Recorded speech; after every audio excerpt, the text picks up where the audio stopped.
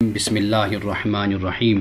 آج سے ہم سورۃ البقرہ کے رکوع نمبر 22 کے سوالات پہ ہم بات کرنا شروع کر رہے ہیں، اور یہ یاد رکھیے کہ آج کا یہ رکوع بہت اہم ہے، اس لیے کہ ہم عام طور پر جب ترجمہ پڑھتے ہیں تو ترجمے سے ہی بہت سے سوالات ہمارے ذہنوں میں پیدا ہوتے ہیں، اور یہ وہ سوالات ہیں کہ جن کے جوابات بہت ضروری ہیں، کیونکہ ایک سوال تو ہے مشرق اور مغرب کے حوالے سے کہ مشرق اور مغرب کی طرف چہرہ کرنا۔ اللہ پاک نے فرمایا کہ یہ نیکی نہیں ہے، لیس البر، کہ تم چہرہ کر لو مشرق اور مغرب کی طرف۔ اب چونکہ جب ہم اس کا بیک گراؤنڈ اور پس منظر نہیں جانتے تو ہمیں اس کی سمجھ نہیں آتی کہ یہ کیا ہے، اور پھر اسی طرح آگے ایک سوال یہ پیدا ہوتا ہے کہ اللہ نے فرمایا کہ الحر بالحر والعبد بالعبد، آزاد کے بدلے میں آزاد، اور عبد کے بدلے میں عبد، اور عورت کے بدلے میں عورت۔ تو اس کی نہیں سمجھ آتی کہ جب قصاص ہوتا ہے تو پھر یہ کیسے ایک آزاد کے بدلے میں آزاد کو قتل کیا جائے گا، تو یہ تو ظلم اور ناانصافی نہیں ہو جاتی؟ یعنی یہ ترجمے سے ہمارے ذہنوں میں یہ سوالات پیدا ہوتے ہیں۔ اس کی وجہ یہ ہے کہ چونکہ عربی ہم جانتے نہیں ہیں، اور ہمارے ہاں جب ترجمے لکھے جاتے ہیں تو سوال ترجمے سے پیدا ہوتا ہے، عربی سے پیدا نہیں ہوتا۔ اور اسی طرح آپ کو معلوم ہے کہ دنیا میں اس وقت جو ایک تحریک چل رہی ہے، وہ تحریک یہ ہے کہ سزائے موت کو معطل کیا جائے، ختم کر دیا جائے، اور تقریباً اس وقت دنیا کے کوئی 90 ممالک ہیں یورپ کے جنہوں نے سزائے موت کو ختم بھی کر دیا ہے، جبکہ قرآن مجید قصاص کی بات کرتا ہے، اور وَلَكُمْ فِي الْقِصَاصِ حیات، تمہارے لیے قصاص میں زندگی ہے۔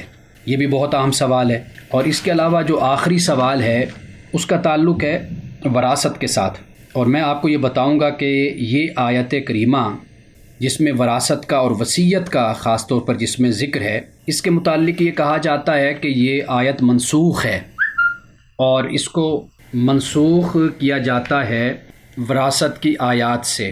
یعنی وراثت سورۃ النساء کا دوسرا رکوع ہے، اور دوسرے رکوع میں اللہ سبحانہ و تعالیٰ نے وراثت کے احکامات کو بیان کر دیا ہے۔ اور یہ سوال پھر پیدا ہوتا ہے کہ جی اس آیت میں پھر اگر ہم یہ مانتے ہیں کہ اس آیت میں نسخ نہیں ہے، یعنی منسوخ یہ آیت نہیں ہے، تو پھر ہم اس سے کیا مراد لیں؟ تو یہ سوال پیدا ہوتا ہے۔ لیکن بہت سے علماء کے نزدیک یہ آیت یہ منسوخ ہے۔ میں آپ کو بتاؤں گا کہ یہ آیت منسوخ نہیں ہے، اور کس طرح منسوخ نہیں ہے۔ یہ 6 سوالات ہیں کہ جن پہ آج انشاءاللہ ہماری بات ہوگی۔ پہلا سوال یہ ہے کہ آیت مبارکہ میں کسی جہت یعنی سمت کا ذکر ہے، مشرق اور مغرب کا، کہ کی طرف منہ کرنے کی تردید کی گئی ہے۔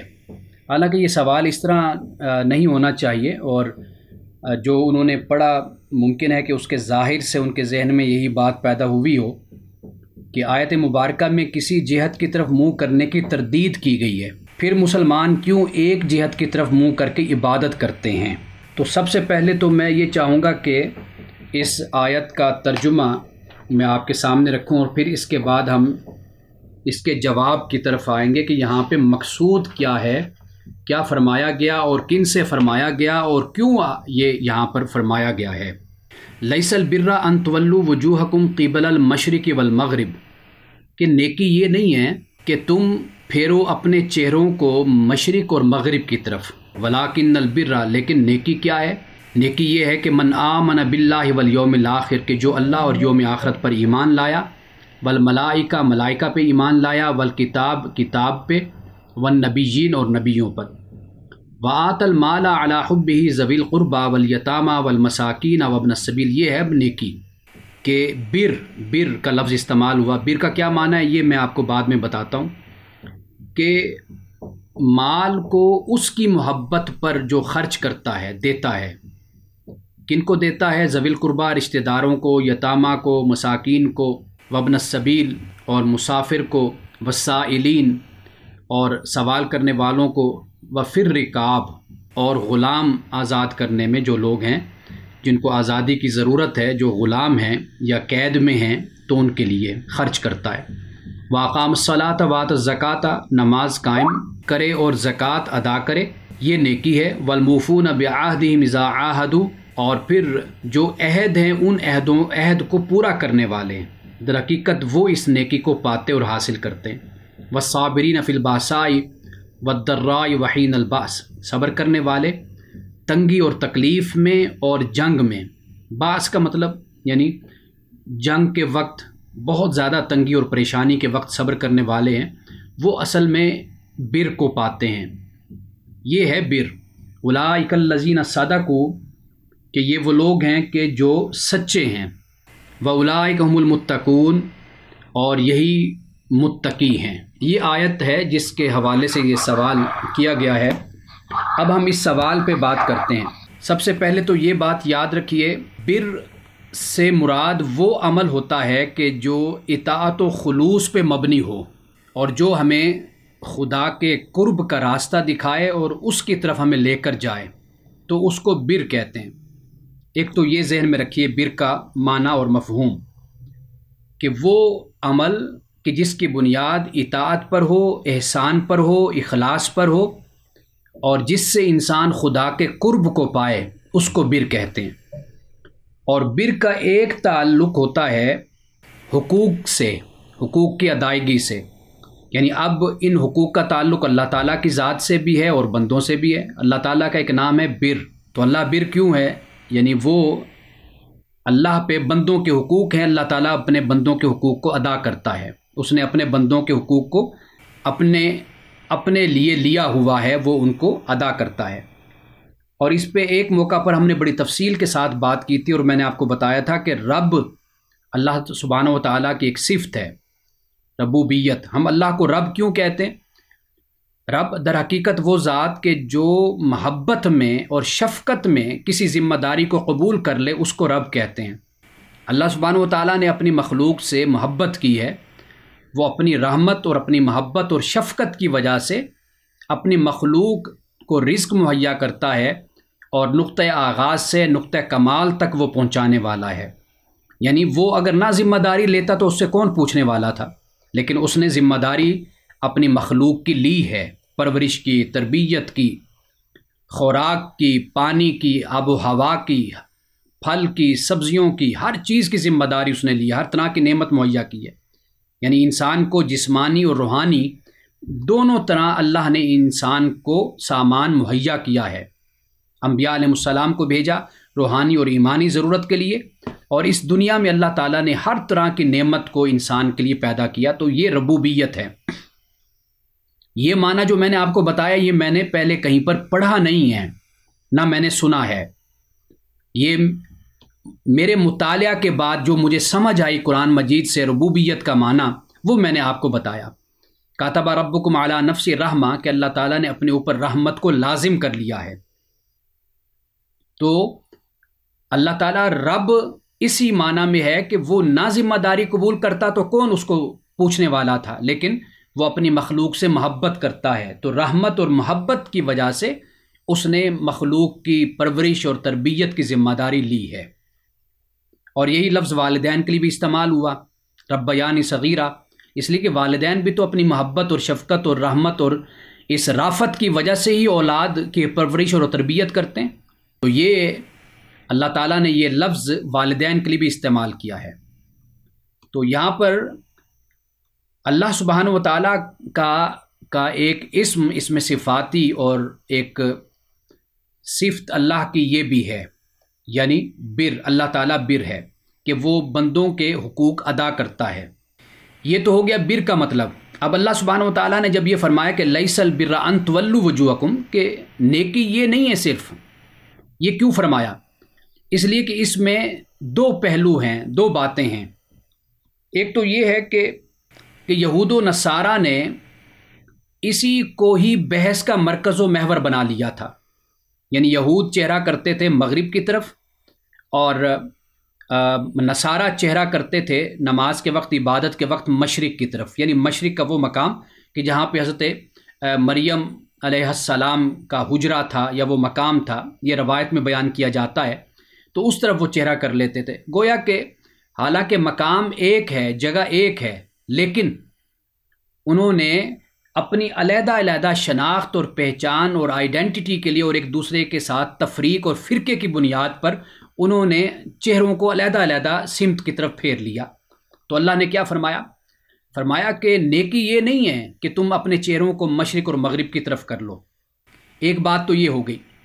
اچھا، دوسری بات یہ ہے کہ جس میں ہمارے لیے بھی سبق ہے، وہ یہ ہے کہ کسی ایک نقطے کو، کسی ایک مسئلے کو اس طریقے سے ٹریٹ نہیں کرنا چاہیے، اس کے معاملے میں رویہ اختیار نہیں کرنا چاہیے کہ ایسے لگے کہ بس سارا کا سارا دین ہی یہی بن گیا ہے۔ یہ ہمارے لیے بھی تعلیم ہے، اس لیے کہ دین کو پوری ٹوٹیلٹی میں، پوری کلیت میں اس کو قبول کرنا چاہیے۔ ایسا نہیں ہونا چاہیے کہ ایک جز کو، ایک بات کو ہم لے لیں اور اس کو اختیار کر لیں، اس سے منع کیا گیا ہے۔ اور قوم یہود و نصارہ کی ایک یہ بھی روش تھی کہ وہ چہرہ کرتے تھے اور اس پر بحث کرتے تھے کہ ہم صحیح طور پر چہرہ کر رہے ہیں، جہت ہماری صحیح ہے، وہ کہتے ہیں ہماری سمت صحیح ہے۔ اسی پر ہی بحث و مناظرہ اور اسی پر ہی گفتگو ان کی چلتی رہتی تھی۔ یہ دوسرا پہلو ہو گیا۔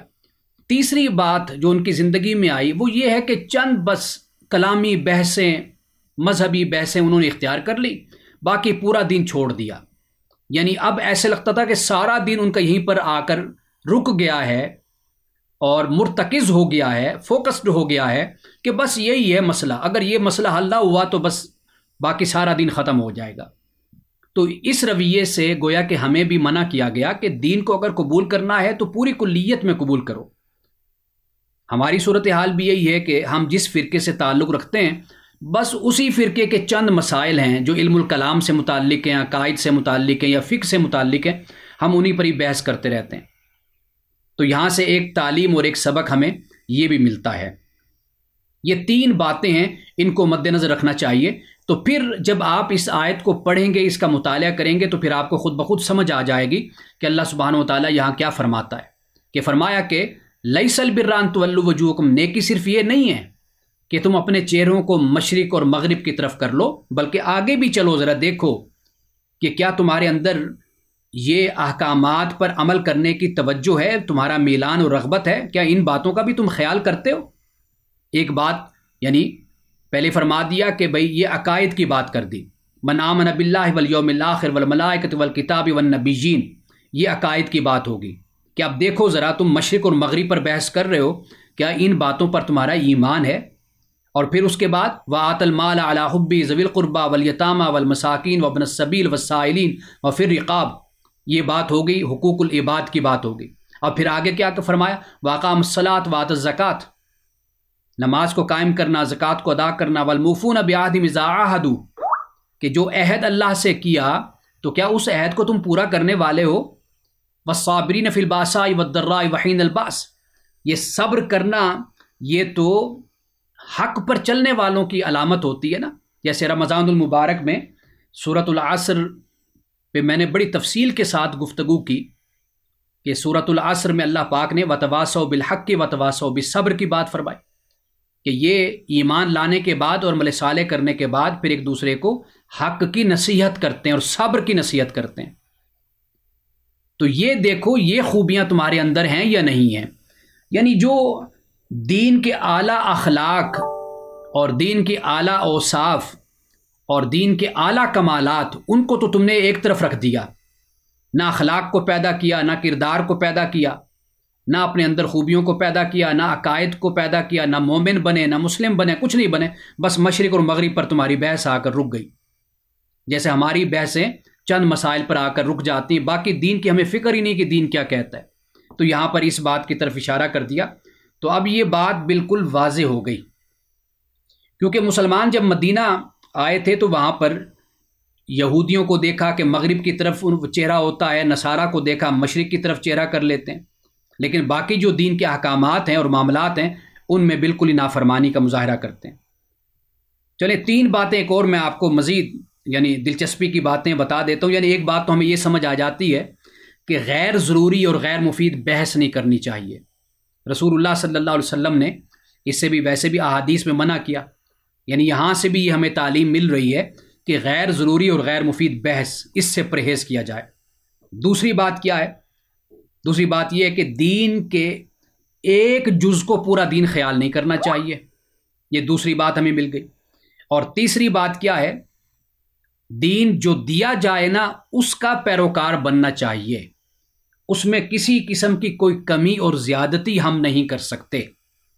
یہ جملہ میں اکثر طور پہ کہتا ہوں کہ رسول اللہ نے جو کیا وہ کرو، اور جو آپ نے نہیں کیا وہ ہمیں نہیں کرنا چاہیے۔ اسی میں ہماری نجات بھی ہے اور ہماری سہولت بھی ہے۔ یہ پہلا سوال ہے۔ اور دوسرا سوال، قصاص کا قرآنی اصول ظاہری طور پر سمجھ سے بالاتر ہے۔ مرد کے بدلے مرد، عورت کے بدلے عورت۔ اگر ایک مرد عورت کا قتل کرتا ہے تو اس مرد کو قتل کیا جائے گا، نہ کہ اس کی عورت کو۔ اچھا، اب یہ واقعی جب یہ مقام ہم پڑھتے ہیں تو یہ ایک سوال ہمارے ذہن میں آتا ہے، ہمارے ذہنوں میں پیدا ہوتا ہے۔ یہ آیت ہے 178، اس میں فرمایا یا ایھا الذین آمنوا کتب علیکم القصاص فی القتلى، اے ایمان والو تم پر قصاص کو لازم کیا گیا ہے مقتولوں کے بارے میں، مقتولوں کے بارے میں تم پر قصاص لازم کیا گیا ہے۔ الحر بالحر والعبد بالعبد والانثى بالانثى، کہ قاتل آزاد ہو تو اسی آزاد ہی کو قتل کیا جائے گا۔ والعبد بالعبد، اور اگر وہ قاتل غلام ہے تو اسی غلام ہی کو ہی قتل کیا جائے گا۔ والانثى بالانثى، اور اگر قاتلہ عورت ہے تو پھر اسی عورت ہی کو قتل کیا جائے گا۔ یہ ترجمہ در حقیقت بنتا ہے فمن عفی لہ من اخیہ شیء فاتباع بالمعروف واداء الیہ باحسان۔ اس سے متعلق پھر آگے سوال آئے گا تو میں اس پہ بات کروں گا۔ اب یہاں پہ جب یہ فرمایا نا الحر بالحر، آزاد کے بدلے میں آزاد، والعبد بالعبد، اور غلام کے بدلے میں غلام، والانثى بالانثى، عورت کے بدلے میں عورت، تو یہاں پر یہ یعنی ذہن میں اشکال پیدا ہوتا ہے کہ کیا مطلب ہے کہ اگر ایک مرد اگر آزاد اگر کسی کو قتل کرتا ہے تو کیا اس کے بدلے میں، اگر آزاد مرد قتل ہوا تو اس کے بدلے میں کیا پھر کوئی آزاد تلاش کر کے قتل کیا جائے گا؟ کہ بھئی مخالف قبیلے کا، خاندان کا، یا مخالف جماعت اور گروہ کا اگر کوئی آزاد ہے تو کیا آزاد کو قتل کیا جائے گا؟ نہیں، ایسا نہیں ہے۔ یہاں پر در حقیقت یہ فرمایا گیا ہے کہ اگر آزاد نے قتل کیا تو آزاد ہی سے قصاص لیا جائے گا۔ غلام قاتل ہے تو غلام ہی قتل ہوگا، عورت ہے قاتلہ تو وہی عورت بدلے میں سزا پائے گی۔ در حقیقت یہاں پر یہ فرمایا گیا۔ اچھا، اب یہاں پہ یہ اسلوب کیوں اختیار کیا گیا؟ ایک تو یہ بات یاد رکھیے کہ انسانی تاریخ میں قصاص کا قانون تو ہمیشہ سے رہا ہے اور اس کو غلط استعمال کیا گیا۔ ہوتا کیا تھا عرب کے معاشرے میں؟ وہاں پر یہ طریقہ تھا کہ اگر ایک قبیلے کا سردار اگر قتل ہوا اور قتل کرنے والا مثال کے طور پر اگر غلام ہے، غلام نے ایک قبیلے کے سردار کو قتل کر دیا، آزاد کو قتل کر دیا، اب جن کا قتل ہوا بندہ وہ کہیں گے کہ بھئی آپ کا جو قاتل ہے وہ تو ہے غلام، تو ہمارا جو قتل ہوا اس کا سٹیٹس، اس کی حیثیت، اس کا مرتبہ تو اس سے بلند ہے، تو لہٰذا ہم اپنے بندے کے بدلے میں آپ کا اسی کیٹیگری کا اور اسی لیول کا بندہ ماریں گے۔ یہ وہاں پر رائج تھا طریقہ، اور اس طرح یہ جنگیں اور یہ لڑائیاں سال ہر سال جاری رہتی تھیں، اور اس طرح گاؤں کے گاؤں اور شہر کے شہر اور قبیلے کے قبیلے مار دیے جاتے تھے۔ اور بدقسمتی سے اگر ہم اپنے پاکستان کی تاریخ کو بھی دیکھیں، لاہور میں بھی ایسے واقعات ہم نے دیکھے گزشتہ صدی میں، اور وہاں پر ایسے ہی ہوا کہ خاندان کے پھر کئی بندے مار دیے گئے مقابلے میں ایک دوسرے کے، اور پھر آخر میں جا کر جب خاندان ہی ختم ہو گیا، ایک دو بندے بچے، اس کے بعد پھر صلح ہو گئی۔ اسی طرح سندھ میں بھی بہت سے واقعات ہیں۔ یہ جہالت ہے، یہ انتقام ہے، نرا انتقام۔ اللہ سبحانہ و تعالیٰ قرآن مجید میں یہ فرماتا ہے کہ بھئی اگر بدلہ بھی لینا ہے نا تو وہ بھی، جیسے سورۃ الحج ہم نے ہفتہ کے دن پڑھی، انشاءاللہ ہم اس کو ہفتے کے روز شروع کریں گے، تو اس میں اس بات کو بڑی تفصیل کے ساتھ بیان کیا گیا، ذالک ومن عاقب بمثل ما عوقب لہ۔ تو قرآن مجید نے اس زیادتی کو پسند نہیں کیا۔ تو یہاں پر در حقیقت قبیلے میں اور عرب میں جو روایت تھی، جو طریقہ تھا، اس کو یہاں پر بیان کیا گیا، یعنی اگر عورت نے قتل کیا کسی مرد کا، اب اس مخالف قبیلے نے کہا جی یہ تو عورت ہے، ہمارا تو مرد قتل ہوا تو لہٰذا ہم تمہارا مرد ماریں گے، یعنی یہ وہاں پر ایک اپنا منمانا قانون بنایا ہوا تھا، یہ ظلم اور زیادتی وہاں پر رائج تھی۔ تو اسلام نے اس کو روکا، اسلام نے کہا الحر بالحر والعبد بالعبد والانثى بالانثى، کہ بات یہ یاد رکھو کہ اگر آزاد جرم کرتا ہے تو اسی آزاد کو ہی سزا دو نا، ایسا کیوں کرتے ہو کہ اگر آزاد نے قتل کیا تو تم اس کے مقابلے میں پورا قبیلہ صاف کر دیتے ہو، ان کے نوجوانوں کو مار دیتے ہو، بچوں کو قتل کر دیتے ہو، اس سے روکا اسلام نے۔ اور الحر بالحر والعبد بالعبد والانثى بالانثى، اس سے یہ مراد ہے، اس سے ہرگز یہ مراد نہیں ہے کہ آپ دوسرے قبیلے کا دوسرا انسان اور دوسرا شخص آپ مار دیں اور قتل کر دیں، اس سے منع کیا گیا۔ اب تیسرا سوال ہے، یہاں پر عربی زبان میں شیئن کا لفظ استعمال ہوا ہے، یعنی سوال یہ ہے کہ آیت نمبر 178 میں لفظ شیء کا مفہوم کیا ہے، قصاص میں کمی کیسے ہو سکتی ہے۔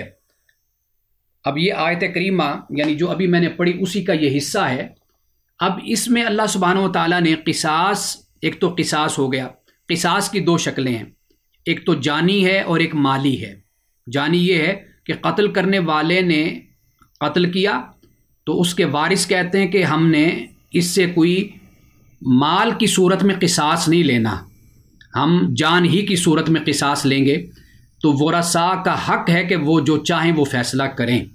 اب مقتول تو دنیا سے چلا گیا، اب اس کے بعد بھائی ہیں، رشتہ دار ہیں، جو بھی اس کے ہیں پیچھے ولی وارث ہیں، سرپرست ہیں، وہ اگر کہتے ہیں کہ بھئی نہیں ہمیں جان کے بدلے میں جان چاہیے تو پھر قتل کیا جائے گا، اگر وہ کہتے ہیں کہ نہیں چلے ہم اسی پر ہی کمپرومائز کر لیتے ہیں کہ یہ مال ادا کر دے، اس کے بدلے میں جو قیمت بھی آپس میں مل جل کر طے کی جاتی ہے تو پھر اس کو ادا کیا جائے گا، تو وہ قصاص مالی بن جاتا ہے۔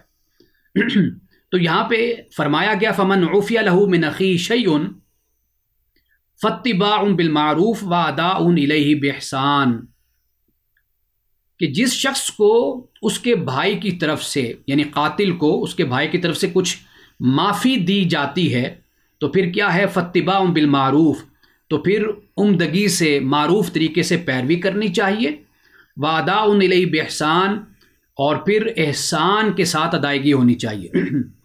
یعنی اس سے مراد یہ ہے کہ جو معاہدہ دونوں میں طے ہو جائے، جس طرح کا معاہدہ طے ہو اسی طریقے سے ہی ادائیگی کی جانی چاہیے۔ اور اخی کا لفظ استعمال کر دیا یہاں پر، یعنی وہ جو مقتول ہے یا اس کے وارث ہیں ان کو بھائی کہا گیا، یعنی اس بات کی طرف اشارہ کر دیا کہ دیکھو آخر ہو تو تم بھائی نا، آپس میں سب آدم کی اولاد ہو، بے شک یہاں پر تمہاری آپس میں دشمنی بن گئی، تم ایک دوسرے کے خلاف ہو گئے، تم نے جانیں تک لے لی، لیکن یہ بات یاد رکھو کہ تمہارا بنیادی رشتہ کیا ہے، وہ انسانیت کا رشتہ ہے، ہم سب حضرت آدم علیہ السلام کی اولاد ہیں۔ یہاں پہ اس بات کو بیان کر دیا۔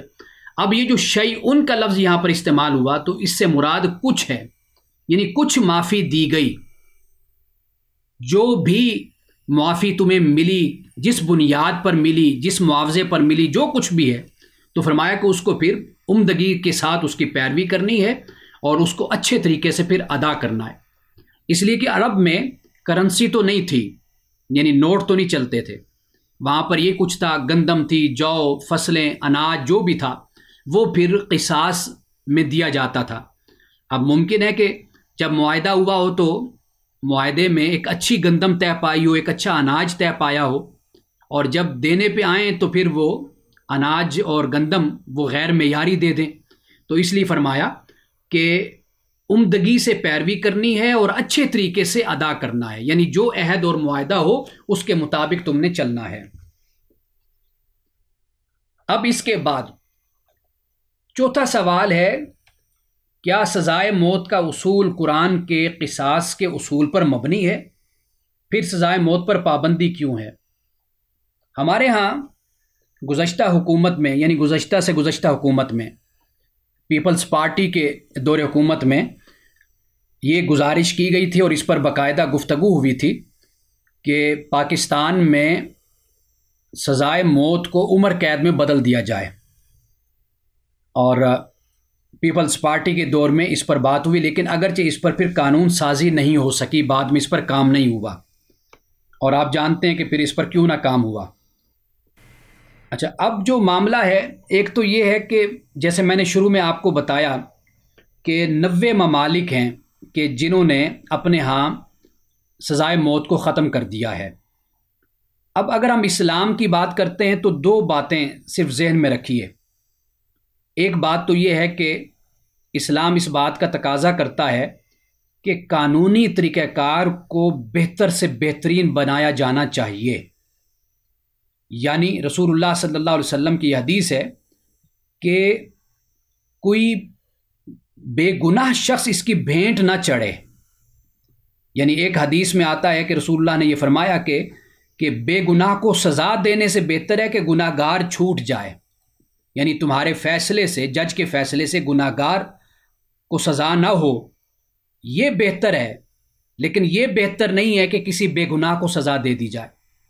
لیکن ہمارے ہاں جو عدالتی نظام ہے اور جو قانونی طریقہ کار ہے ہمارے ہاں، پروسیجرل لا جس کو ہم کہتے ہیں، اس کی صورتحال تو یہ ہے کہ یہاں پر گواہیاں وہ بھی چند پیسوں کے عوض مل جاتی ہیں، لوگ گواہیاں دے دیتے ہیں، اور یہاں پر جس کے پاس مالی وسائل ہیں وہ چھوٹ جاتا ہے، جو کچھ نہیں دے سکتا وہ بیچارہ پھنس جاتا ہے۔ اور ایسے مثالیں ہم آئے روز اپنے معاشرے میں دیکھتے رہتے ہیں۔ تو یہ صورتحال جہاں پر ہوتی ہے، ایک تو اس بات کا بہت ہی خیال کیا جانا چاہیے کہ اگر جس شخص کو سزا دی جا رہی ہے آیا کہ وہ واقعی سزا کا مستحق ہے، حقدار ہے یا نہیں ہے۔ ایک تو یہ بات ہے۔ دوسری بات یہ یاد رکھی جانی چاہیے کہ مجرم کی ذہنی حالت اور حالات، ان کو ضرور مد نظر رکھا جائے۔ سیدنا فاروق اعظم رضی اللہ تعالیٰ عنہ کے دور میں کہ جب قحط ہو گئی تھی، لوگوں کو کھانے کے لیے کچھ نہیں ملتا تھا، تو آپ کے پاس جو کیسز آئے تھے چوری کے، آپ نے ان کے ہاتھ نہیں کاٹے تھے، ان کو سزا نہیں دی تھی آپ۔ کیوں؟ اس لیے کہ آپ نے فرمایا کہ ریاست کی ذمہ داری ہے کہ وہ اپنے شہریوں کی اپنی رعایا کی کفالت کرے۔ اگر وہ اپنی رعایا کی کفالت نہیں کر سکتی تو پھر اس کو حق بھی یہ نہیں ہے کہ وہ چوری کی سزا دے، بلکہ یہاں تک کتابوں میں آتا ہے کہ اگر کوئی خادم، کوئی ملازم اگر چوری کرتا تھا تو سیدنا فاروق اعظم اس کے مالک کو، اس کے باس کو سزا دیا کرتے تھے، اور آپ یہ کہتے تھے کہ اگر تم اس کو صحیح طریقے سے رزق مہیا کرو، اس کی ضرورتوں کو پورا کرو تو یہ چوری نہ کرتا۔ یہ سیدنا فاروق اعظم نے اپنے دور حکومت میں یہ قانون بنایا تھا۔ تو اس لیے ان چند باتوں کو ضرور ذہن میں رکھنا چاہیے۔ ہمارے ہاں سزا پر عمل درآمد کے لیے شور بڑا ہوتا ہے، لیکن جو ان میں مسائل پیدا ہوتے ہیں، ہم یہ دیکھتے ہیں کہ کئی بار ایسے لوگ، یعنی آپ اندازہ کیجئے کہ 20 سال جن کو سزائے موت بھی ہونی ہے نا، 20 سال ان کی جیلوں میں گزر جاتی ہے، 25 سال گزر جاتے ہیں جیلوں میں، ان کو سزائے موت نہیں ہوتی۔ اور ایسے کیسز بھی ہیں کہ مقدمہ اتنا لمبا ہوا، اتنا طویل ہو گیا مقدمہ کہ وہ بیچارہ قیدی خاتون ہے یا مرد ہے، وہ اس کی زندگی نوجوانی اس کی جیل میں گزر گئی اور بعد میں اس کو آزاد کر دیا گیا اور بے گناہ قرار دے دیا گیا۔ اب وہ شخص کے جو 20 سال کی عمر میں، 25 سال کی عمر میں گرفتار ہوا اور 25 سال 30 سال وہ جیل میں رہا، آپ اندازہ کیجئے اس بیچارے کی کیا زندگی اس نے گزاری، سارا وقت اس کا جیل میں گزر گیا۔ تو یہ جو مسائل ہمارے ہاں قانون میں ہیں، پروسیجرل لا میں ہیں، اور اس کے علاوہ جن کا تعلق ہماری اخلاقیات سے، اخلاقی گراوٹ اور کردار کی پستی سے ہے، یہ سارے معاملات ہیں کہ ان سب کو دیکھنا چاہیے۔ ہم یہ سمجھتے ہیں کہ اگر ہم اس طرح لوگوں کو نشانہ عبرت بناتے رہیں گے تو معاشرے سے جرائم ختم ہو جائیں گے۔ کبھی جرائم ختم نہیں ہوتے، ہمیشہ جرائم کے اسباب اور عوامل پر کوشش کی جانی چاہیے کہ ان اسباب اور عوامل کو ختم کیا جائے۔ اسلام کی سزا قصاص کی ہو، سزائے موت کی ہو، وہ اپنی جگہ ٹھیک ہے۔ ایک شخص کے جس نے قتل کیا تو واضح بات ہے کہ اس کے ورثاء اگر اس پر کوئی کمپرومائز نہیں کرتے، قصاص مالی نہیں لیتے، تو واضح بات ہے پھر قصاص جانی ہوگا۔ لیکن قصاص جانی کے لیے بھی پورا دیکھنا چاہیے کہ آیا کہ واقعی اس شخص نے قتل کیا یا نہیں کیا۔ ایک تو یہ صورت ہے، اور دوسری بات، ہمارے ہاں قانون میں ایک سڈن پروووکیشن کی ایک دفعہ ہے، یعنی اس کا مطلب یہ ہوتا ہے کہ اچانک مشتعل ہو جانا اور اس اشتعال کی بنیاد پر کسی کو قتل کر دینا، اس میں بھی قانون میں نرمی موجود ہے۔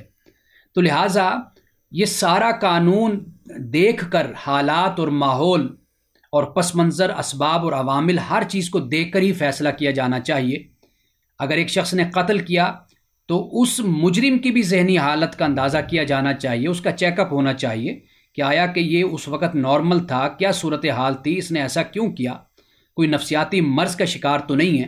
پاکستان میں ایسے بڑے کیسز ہمارے سامنے آئے ہیں کہ جن کی سزائے موت کو عمر قید میں بدل دیا گیا، اس لیے بدلا گیا کہ معلوم ہوا کہ یہ ذہنی طور پر یہ معذور لوگ تھے، یہ پاگل تھے یا یہ ایب نارمل لوگ تھے، انہوں نے اس وجہ سے قدم اٹھایا۔ تو پاکستان میں بھی ایسے فیصلے موجود ہیں۔ تو لہٰذا قرآن پاک جب یہ بات کرتا ہے قصاص کی، تو اس سے مطلب ہرگز یہ نہیں ہے کہ باقی تمام حالات کو، اسباب اور عوامل کو بالکل چھوڑ دیا جائے، بس جس پر جو الزام لگے بس اسی کو اسی وقت قتل کر دیا جائے۔ یہ مقصد نہیں ہے۔ مقصد یہ ہے کہ قرآن نے اس بات کو بیان کیا، انسانی جان کی قرآن پاک نے حفاظت کی ہے۔ اور یہ جو قصاص ہے، اس کا ایک تو دیکھیے بنیادی مقصد، جیسے میں نے پہلے آپ کو بتایا کہ انسانی تاریخ میں قانون موجود تھا، اسلام نے کیا کیا، اسلام نے اس کو ریفارم کیا، اسلام نے اس کی اصلاح کر دی۔ وہ اصلاح کیا کی؟ مرد اور عورت کی تفریق موجود تھی قانون میں، قانون قصاص میں، اسی طرح آزاد اور غلام کی تفریق موجود تھی، اسلام نے اس کو ختم کر دیا۔ اسلام نے کہا کہ جو قاتل ہوگا اس کا کوئی مرتبہ، کوئی حیثیت، اس کا لیول، درجہ کچھ بھی نہیں دیکھنا، اب یہ ڈیپینڈ کرتا ہے مکمل طور پر اس کی زندگی کا انحصار مقتول کے ورثاء کی مرضی پر ہے، وہ چاہیں تو آزاد کر دیں اور چاہیں تو وہ بدلہ لے لیں۔ اور دوسری بات قرآن پاک نے یہ فرمایا، آگے 5واں سوال اسی سے متعلق ہے کہ قصاص باعث زندگی ہے، یعنی قاتل سے قصاص جب لیا جاتا ہے تو اس سے کئی لوگوں کی زندگیاں محفوظ ہو جاتی ہیں اس نتیجے میں۔ یعنی وہ شخص کے جسے ہم کہتے ہیں کہ منہ کو لہو لگ جائے، خون لگ جائے، تو وہ پھر باز نہیں آتا، اگر اس کی گرفت نہ ہو، اس کو پکڑا نہ جائے تو ممکن ہے کہ وہ کل اور 2 4 5 بندوں کو قتل کر دے۔ تو اس لیے گویا کہ قصاص میں اللہ تعالیٰ نے زندگی رکھی ہے۔ اور آخری بات یہ ہے کہ عدل کو قائم کرنا، قرآن پاک نے اس بات کی بار بار تلقین فرمائی ہے، عدل عدل عدل، عدل و قسط کی بات کی، انصاف کی بات کی ہے۔ اور سب سے بڑی چیز وہ انسانی جان کی حرمت ہے، یہ بات یاد رکھیے، انسانی جان کی حرمت، کسی انسان کی جان کو نہیں لیا جا سکتا سوائے اس کے جو اللہ نے حکم بیان کیا، جو قرآن پاک نے بیان کیا، اس کے مطابق جان لی جا سکتی ہے۔ من قاتل نفسا بغیر نفس او فساد فی الارض فکأنما قاتل الناس جمیعا ومن احیاها فکأنما احیا الناس جمیعا۔ سورۃ المائدہ میں اس بات کو بیان کر دیا کہ جس شخص نے ایک انسان کو قتل کیا گویا کہ اس نے انسانیت کا قتل کیا۔ فقط اس شخص کو قتل کیا جائے گا جس نے کسی انسان کا قتل کیا یا فساد فی الارض کیا۔ فساد فی الارض سے مراد یہ ہے کہ ہر طرف تباہی پھیلا دی، اس نے انسانوں کو قتل کر دیا، عزتیں لوٹ لی، بچوں کو مار دیا، بوڑھوں کی زندگیوں سے کھیلا، باغات کو اجاڑ کے رکھ دیا، سب کچھ ویران کر کے رکھ دیا، یہ فساد فی الارض ہے۔ ایسے شخص کو بھی قتل کیا جائے گا، اڑا دیا جائے گا۔ یہ 2 صورتیں قرآن نے بیان کی ہیں، باقی اس کے علاوہ کوئی حق کسی کو نہیں پہنچتا کہ کسی کی جان لے۔ تو اس لیے انسانی جان کی حرمت تو رسول اللہ نے فرمایا کعبۃ اللہ سے بھی بڑھ کر ہے، حج کے دن سے بھی بڑھ کر ہے، یہاں تک آپ نے انسانی جان کی حرمت کو، عزت کو اور احترام کو بیان کیا ہے۔ ایک جانور کی بھی ہم جان لیتے ہیں تو اس پر بھی تکبیر پڑھتے ہیں۔ تکبیر اس لیے پڑھتے ہیں کہ ہم اپنے آپ کو یہ ریئلائز کرواتے ہیں، ہم اپنے آپ کو بتاتے ہیں اور اس جانور کو ہم کہہ رہے ہوتے ہیں کہ تیری جان میں اس لیے لے رہا ہوں کہ مجھے اللہ نے اجازت دی ہے کہ تو میرے لیے حلال ہے، ورنہ اگر خدا کی طرف سے اجازت نہ ہوتی تو میں تیری جان بھی نہ لیتا۔ جب ایک جانور کی جان لینے کے لیے ہم تکبیر پڑھتے ہیں، اللہ کا نام بلند کرتے ہیں، تو انسان کی جان بھلا کیسے لی جا سکتی ہے؟ تو اس لیے یہاں پر اللہ سبحانہ و تعالیٰ نے قصاص کا ذکر کیا ہے۔ باقی دنیا میں قانون بنتے رہتے ہیں، انسانی طبیعت ہے، مزاج ہے، تاریخ ہے، اس میں افراط و تفریط آتی رہتی ہے، لیکن جو اللہ تعالیٰ کی وحی ہے، اللہ کا جو کلام ہے، جو اللہ کا دین ہے، اللہ نے جو قانون دیا ہے، وہ حتمی اور وہ ہمیشہ کے لیے ابد الآباد کے لیے، اس میں کسی قسم کی کوئی تبدیلی اور ترمیم نہیں ہو سکتی اور نہ تنسیخ ہو سکتی ہے۔ لیکن اس کی امپلیمنٹیشن کے لیے جو ذرائع اور وسائل استعمال کیے جا سکتے ہیں وہ کیے جانے چاہیے، تاکہ کوئی بے گناہ اور معصوم شخص اس کا نشانہ نہ بنے، وہ ایک علیحدہ پہلو ہے۔ لیکن قرآن نے جو بیان کیا وہ حتمی ہے، وہ حق ہے، وہی سچ ہے۔ اب اس کے بعد جو 5واں سوال ہے وہ یہ ہے کہ آیت نمبر 179 میں اللہ سبحانہ و تعالیٰ نے یہ فرمایا وَلَكُمْ فِي الْقِصَاصِ حَيَاتٌ، اور تمہارے لیے قصاص میں زندگی ہے۔ حیات یا اولی الالباب، اے عقل والو۔ یہاں پر الباب پر میں تھوڑی سی روشنی ڈالوں گا، لعلکم تتقون، تاکہ تم اس سے بچے رہو، تاکہ تم تقوی اختیار کرو۔ اب یہاں پر فرمایا کہ قصاص میں زندگی ہے۔ عرب میں ایک جملہ بولا جاتا تھا القتل الفا انفا القتل، کہ قتل کو قتل مٹا دیتا ہے۔ یہ عرب کے لوگ یہ بولا کرتے تھے، بڑے فصحا لوگ تھے، فصیح کلام رکھنے والے لوگ تھے، وہ یہ جملہ بولا کرتے تھے القتل انفا القتل، کہ قتل قتل کو مٹا دیتا ہے، یعنی قصاص کے بارے میں کہتے تھے۔ لیکن جب یہ آیت اتری نا وَلَكُمْ فِي الْقِصَاصِ حَيَاتٌ یا اُولِي الْأَلْبَابِ، کہ تمہارے لیے قصاص میں زندگی ہے عقل مندو، جب یہ آیت اتری تو کہتے ہیں کہ عرب کے لوگ اش اش کر اٹھے، حیران ہو گئے، ان پر ایک وارفتگی طاری ہو گئی کہ یہ کیا بات کہہ دی گئی، یعنی وہ اس کی گہرائی کو سمجھتے تھے کہ وَلَكُمْ فِي الْقِصَاصِ حَيَاتٌ، تمہارے لیے قصاص میں زندگی ہے۔ اب اس میں جو فصاحت ہے، بلاغت ہے، اور اس آیت میں اور اس حصے میں جو معنویت، لطافت اور علمیت ہے وہ کمال کی ہے۔ اس لیے اللہ سبحانہ و تعالیٰ نے آگے کیا فرمایا، یا اولی الالباب، اے عقل مندو۔ یہ جو اولی الالباب ہے اس پہ میں نے ایک موقع پر روشنی ڈالی تھی، لیکن مختصر میں نے اس موقع پر بات کی تھی، لیکن آج میں چاہتا ہوں تھوڑی سی اس کی مزید وضاحت کر دوں۔ قرآن مجید میں عقل کا لفظ بھی استعمال ہوا، یعنی لعلکم تعقلون یعقلون، یہ لفظ استعمال ہوا۔ قرآن پاک میں اولو الالباب کا بھی، لب کی جمع ہے الباب، اور لب کیا ہے؟ یہ کہتے ہیں نٹ کو، NUT نٹ انگلش میں، مغز جس کو ہم کہتے ہیں، اور گودا جس کو کہتے ہیں۔ خالص ایک حقیقت، ریالٹی کو، ایک عمدہ چیز ہوتی ہے نا، اس کو کہتے ہیں لب عربی زبان میں۔ اور اللہ سبحانہ و تعالیٰ نے کسی مقام پر یا اولی الالباب کہا ہے، اے الباب والو، اے عقل والو۔ اچھا، ایک مقام پر کسی جگہ تعقلون، عقل کی بات بھی کی ہے۔ اچھا، عقل یہ عام ہے، یہ مومن کے پاس بھی ہوتی ہے، یہ غیر مومن کے پاس بھی ہوتی ہے، یہ کافر کے پاس بھی ہوتی ہے، نافرمان کے پاس بھی ہوتی ہے، یہ فاسق و فاجر ہر طرح کے بندے کے پاس ہے۔ یہ عقل ہے، یہ سوچنے کی ایک صلاحیت ہے، یہ ایک انسان کے اندر ایک اللہ تعالیٰ نے اہلیت رکھی ہے، یہ وہ عقل ہے۔ انسان اپنے نفع اور نقصان کو سمجھتا ہے، اس کے لیے عقل کا لفظ استعمال کرتے ہیں۔ لیکن یہ جو الباب ہے نا، لب، یہ در حقیقت ریفائن عقل ہے، یا اولی الالباب۔ اب اس کے لیے اللہ سبحانہ و تعالیٰ نے ایک مقام پر یہ فرمایا سورۃ الزمر میں، اللہ نے فرمایا کہ الذین یستمعون القول، کہ جو بات کو توجہ سے سنتے ہیں، فیتبعون احسنہ، اور پھر بہت بہترین طریقے سے پیروی کرتے ہیں۔ اولئک الذین ہداہم اللہ، یہ وہ لوگ ہیں جنہیں اللہ نے ہدایت دی، واولئک ھم اولو الالباب، یہ ہیں اولو الالباب۔ حج کی بات ہوئی تو وہاں پر اللہ تعالیٰ نے اولو الالباب کی بات کی ہے۔ آسمانوں اور زمین کی تخلیق کی بات کی، رات اور دن کی بات کی، اور پھر سوچ اور غور و فکر کی بات کی، تو وہاں پر پھر اولو الالباب کی بات کی ہے۔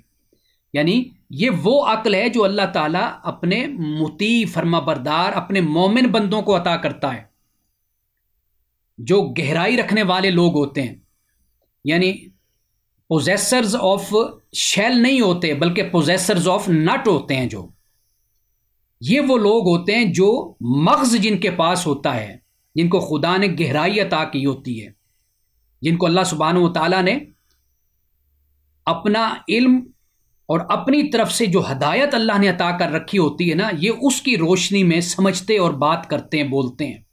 تو یہاں پر اللہ سبحانہ و تعالیٰ نے جب یہ فرمایا وَلَكُمْ فِي الْقِصَاصِ حَيَاتٌ يَا أُولِي الْأَلْبَابِ، تمہارے لیے قصاص میں زندگی ہے اے عقل مندو، اے وہ لوگوں جنہیں میں نے گہرائی عطا کی ہے، غور و فکر کی، جن کو میں نے ریفائن عقل عطا کی ہے۔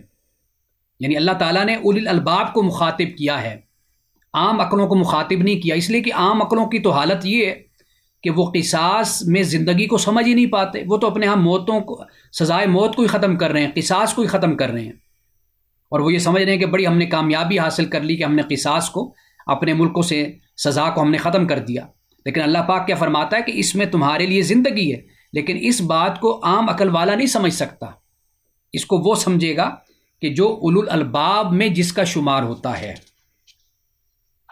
اب اس کے بعد جو چھٹا سوال ہے، یہ سوال بھی بہت اہم ہے، کیونکہ اس لیے کہ وصیت سے متعلق ہے، اور میں سب سے پہلے تو قرآن کی آیت تلاوت کرتا ہوں، اور یہ میں آپ کو شروع میں بتا چکا ہوں کہ ہمارے اکثر مفسرین اس کے حوالے سے یہ کہتے ہیں کہ یہ آیت منسوخ ہو گئی۔ یہاں کے حضرت شاہ ولی اللہ رحمۃ اللہ تعالیٰ علیہ، آپ نے بھی اس کو منسوخ مانا ہے، حالانکہ حضرت شاہ ولی اللہ رحمۃ اللہ تعالیٰ علیہ بر صغیر کے وہ عالم ہیں کہ جنہوں نے صرف 5 آیتیں منسوخ مانی ہیں۔ ویسے تو ان کی تعداد بہت زیادہ بیان کی جاتی ہے، علامہ جلال الدین سیوطی نے بیان کی ہے، اور اس پر میں بڑی تفصیل کے ساتھ کلاس دے چکا ہوں۔ الفوز الکبیر فی اصول التفسیر حضرت شاہ ولی اللہ کی کتاب ہے، یہ ہم جمعرات کو پڑھتے تھے، تو وہ دروس میرے ریکارڈڈ ہیں اور یوٹیوب چینل پر موجود ہیں۔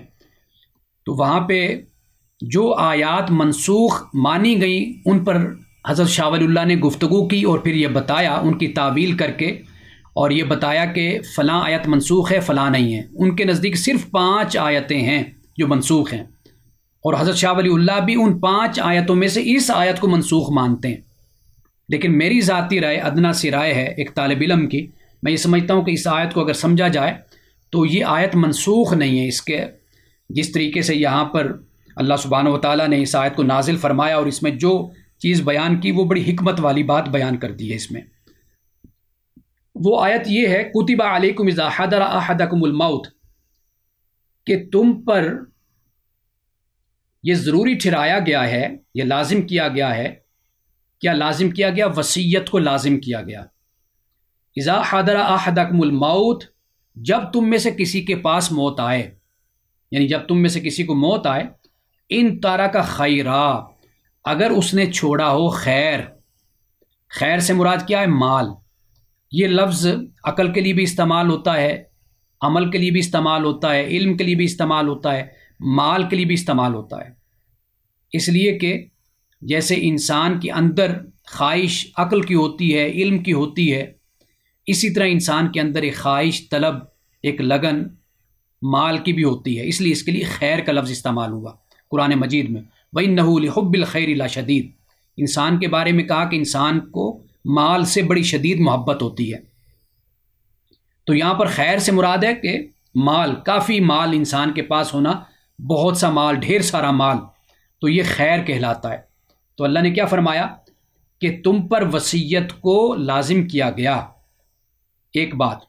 پھر آگے فرمایا کہ جب تم میں سے کسی کے پاس موت آئے اور اگر وہ ڈھیر سارا مال چھوڑے تو پھر اس پر وصیت کو لازم کیا گیا ہے کہ وہ والدین اور رشتہ داروں کے لیے معروف طریقے سے وصیت کرے اگر وہ ڈھیر سارا مال چھوڑتا ہے۔ یعنی اگر انسان کے پاس مال اتنا زیادہ نہیں ہے کہ وہ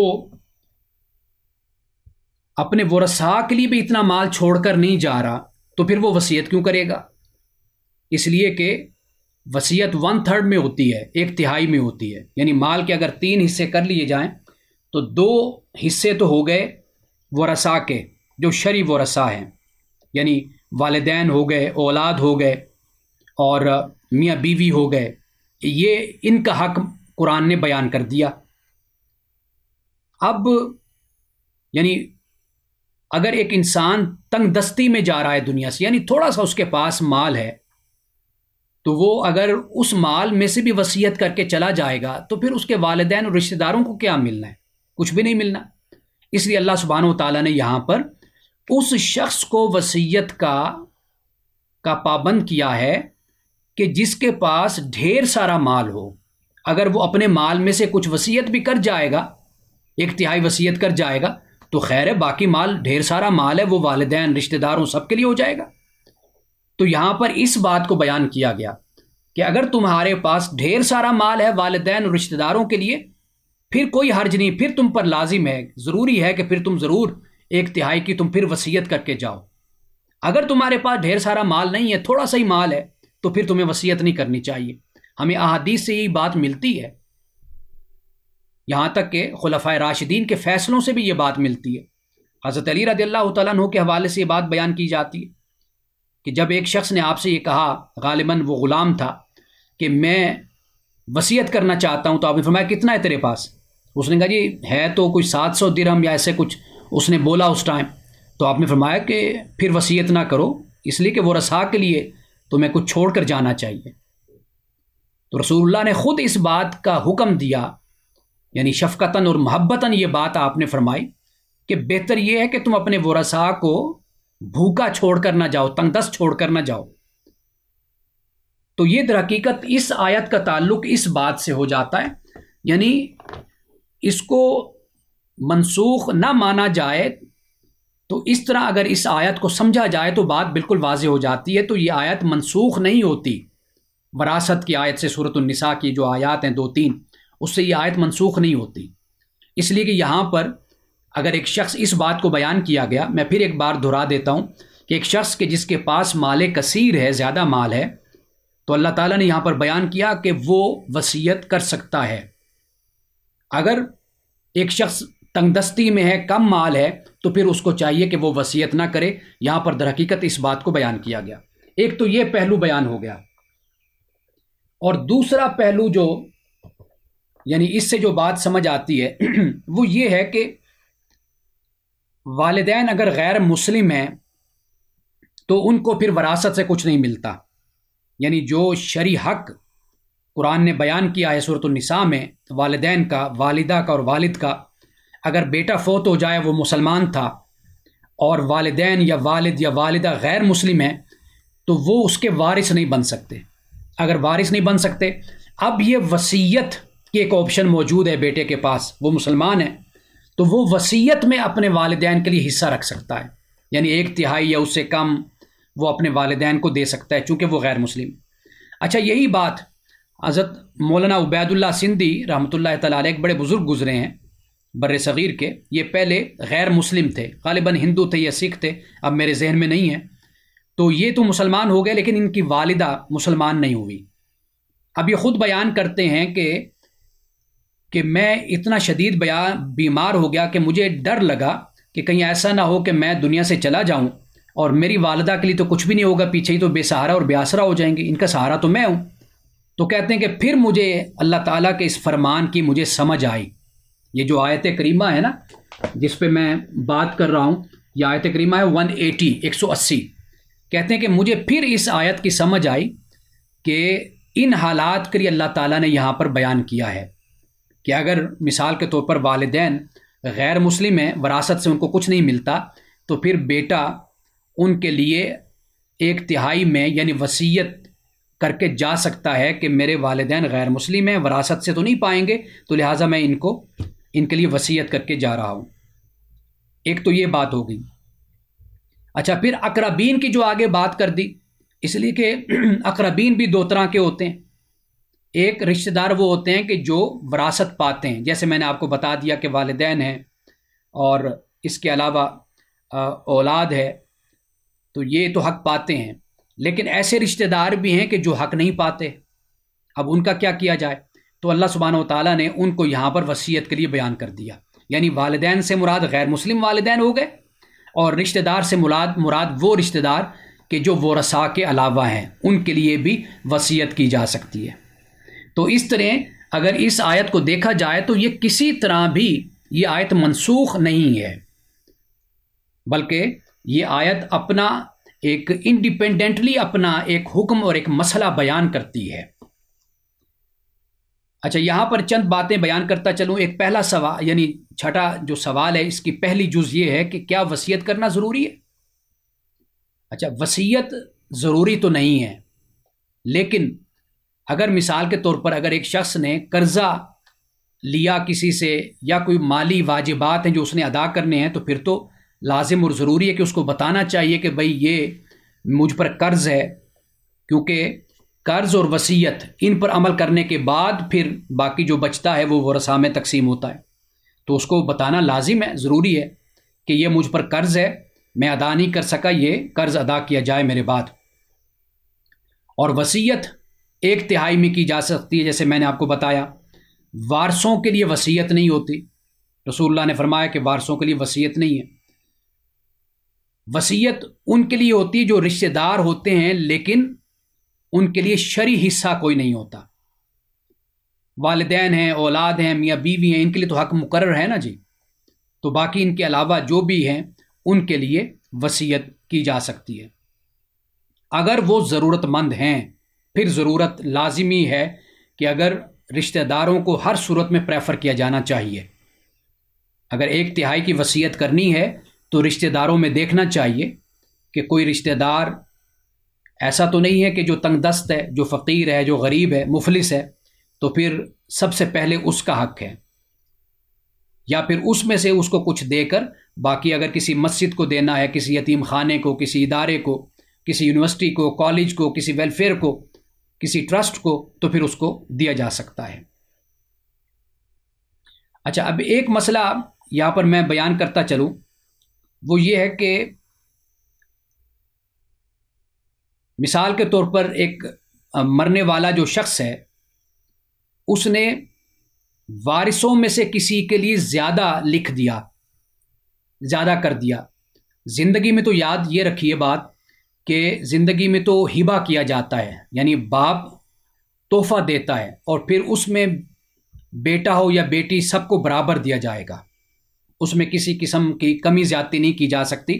کوئی یہ نہیں کہہ سکتا جی میں فلاں بیٹے کو زیادہ دوں گا، بیٹی کو کم دوں گا، یہ نہیں کر سکتا۔ ہبہ اور تحفہ جو زندگی میں انسان دیتا ہے، باپ دیتا ہے یا ماں دیتی ہے، وہ تحفہ ہوتا ہے، وہ تمام اولاد میں برابر ہو جائے گا۔ لیکن معاملہ یہ ہے کہ وہ اگر یہ لکھ کر جاتا ہے کہ میری فلاں بیٹی کو یا فلاں بیٹے کو زیادہ دیا جائے اور باقیوں کو اس سے کم دیا جائے، یا زیادہ لکھ کر جاتا ہے، تو پھر فقہا یہ بیان کرتے ہیں کہ اس کا انحصار اس کے بعد تمام حصہ داروں پر ہوگا۔ اگر تمام بہن بھائی مل کر کہتے ہیں کہ ٹھیک ہے، جیسے والد صاحب نے لکھ دیا یا والدہ نے لکھ دیا، جس طرح لکھا ٹھیک ہے، اسی پر عمل کر لیا جائے، تو پھر تو ٹھیک ہو جائے گا، اسی طرح تقسیم کر لیا جائے گا۔ اگر وہ اس بات کا تقاضا کرتے ہیں، وہ کہتے ہیں کہ نہیں، ہمیں شرعی طریقے سے دیا جائے، اور جس کے حق میں والد صاحب نے کہا زیادہ کا، اس کو بھی اسی طریقے سے دیا جائے، تو پھر اسی کے مطابق دیا جائے گا۔ یعنی یہ ورثاء کا شرعی حق ہے کہ وہ اپنے حق کے مطابق بات کریں۔ یہ فقہاء کرام اگر تفصیل کے ساتھ دیکھا جائے تو پھر بڑی اس کی جزئیات اور بڑے مسائل ہیں جو فقہ کی کتب میں، کتابوں میں موجود ہیں اور بتائے گئے ہیں۔ اب یہ تو آخری سوال تھا، اور تقریباً میں نے ساری آیات کا ترجمہ بھی میں نے آپ کے سامنے رکھا ہے، اور اب آخر میں 1-2 آیتیں ہیں، میں چاہتا ہوں کہ میں ان کو پڑھ دوں تاکہ ان کا ترجمہ بھی ہو جائے۔ فَمَن بَدَّلَهُ بَعْدَ مَا سَمِعَهُ، یہ آیت نمبر ہے 181۔ پس جو کوئی اس کے بعد بدلے جو اس نے سنا، یعنی اگر اس نے کسی کو وصیت کی، کسی کو بتایا، اس وقت کوئی موجود نہیں تھا، اور سننے والا اگر اس میں کوئی تبدیلی کرتا ہے، فَإِنَّمَا اسْمُهُ عَلَى الَّذِينَ يُبَدِّلُونَهُ، تو پھر اس کا گناہ اسی پر ہوگا جو اس کو بدلنے والا ہے۔ ان اللہ سمیع علیم، تو بے شک اللہ تعالیٰ سننے والا، جاننے والا ہے۔ فمن خاف من موص جنفا او اثما، پس جسے ڈر ہو وصیت کرنے والے کی طرف سے، کس چیز کا ڈر ہو؟ طرفداری کا، او اثمن، یا گناہ کا ڈر ہو، تو فاصلح بینہم، تو پھر وہ ان کے درمیان صلح کرا دے۔ فلا اثم، علیہ، تو پھر اس پر کوئی گناہ نہیں ہے۔ ان اللہ غفور رحیم، بے شک اللہ تعالیٰ بخشنے والا اور رحم کرنے والا ہے۔ یعنی اس سے مراد یہ ہے کہ جو وصیت سننے والا ہے، جو وہاں پر موجود ہے، اگر خدا نخواستہ موسی کی طرف سے، وصیت کرنے والے کی طرف سے کوئی طرفداری یا ظلم کا ڈر ہے، تو پھر یہ جو شخص ہے سننے والا بیچ میں موجود ہے، تو یہ پھر شریعت کے مطابق اور حق کے مطابق پھر فیصلہ کر سکتا ہے اور اس کی تقسیم شریعت کے مطابق کر سکتا ہے۔ یہاں پر اس بات کو بیان کر دیا گیا ہے۔ وآخر دعوانا الحمد للہ رب العالمین۔